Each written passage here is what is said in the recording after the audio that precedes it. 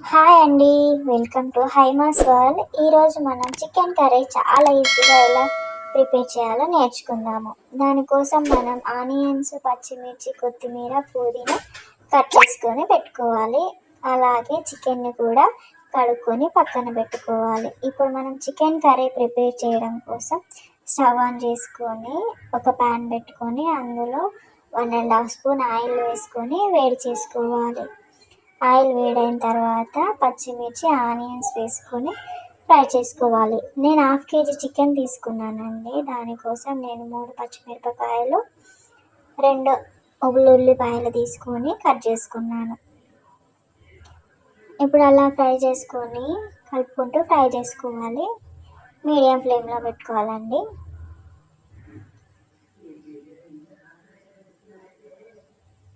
అలా కలుపుకుంటూ ఫ్రై చేసుకున్న తర్వాత కొంచెం పసుపు, కొంచెం అల్లం వెల్లుల్లి పేస్ట్ వేసుకొని ఫ్రై చేసుకోవాలి. అల్లం వెల్లుల్లి పేస్ట్ పచ్చి వాసన పోయేంత వరకు ఫ్రై చేసుకోవాలి. ఒక 1 మినిట్ అలా ఫ్రై చేసుకుంటే సరిపోతుంది. అలా ఫ్రై చేసుకున్న తర్వాత మనం కడిగి పెట్టుకున్నాం కదా చికెన్ని అందులో వేసుకోవాలి.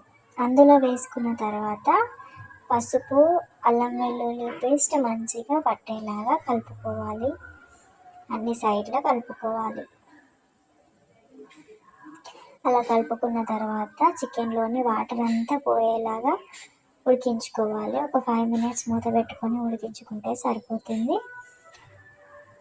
ఇప్పుడు వాటర్ అన్నీ ఇంకిపోయిన తర్వాత కొన్ని వాటర్ ఉన్నప్పుడు మనం ఉప్పు, కారం వేసుకోవాలి. నేనైతే 1.5 స్పూన్ ఉప్పు, 1.5 స్పూన్ కారం వేసాను.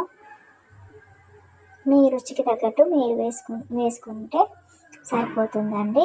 మరి ఎక్కువ కారం అయితే చికెన్ అస్సలు బాగోదు, తినలేము కూడా.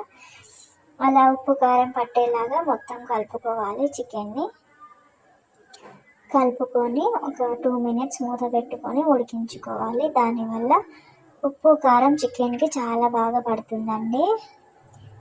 లేకపోతే కారం అవుతుంది పీసెస్కి, ఉప్పు కారం అస్సలు పట్టదు. అలా ఉడికించుకున్న తర్వాత మనకి ఇంకా ఎసరు కావాలనిపిస్తే వాటర్ పోసుకోవాలి. లేకపోతే అలాగే ఉడికించుకున్నా సరిపోతుంది. అలా వాటర్ పోసుకొని కొంచెం కొత్తిమీర, ధనియాల పొడి వేసుకొని ఒక 5 మినిట్స్ ఉడికించుకోవాలి. ఈ రెసిపీ కనుక మీకు నచ్చినట్టయితే నా ఛానల్ని సబ్స్క్రైబ్ చేసుకోవాలని కోరుకుంటున్నాను. ఇప్పుడు మనం మూత తీసి చికెన్ ఒకసారి కలుపుకొని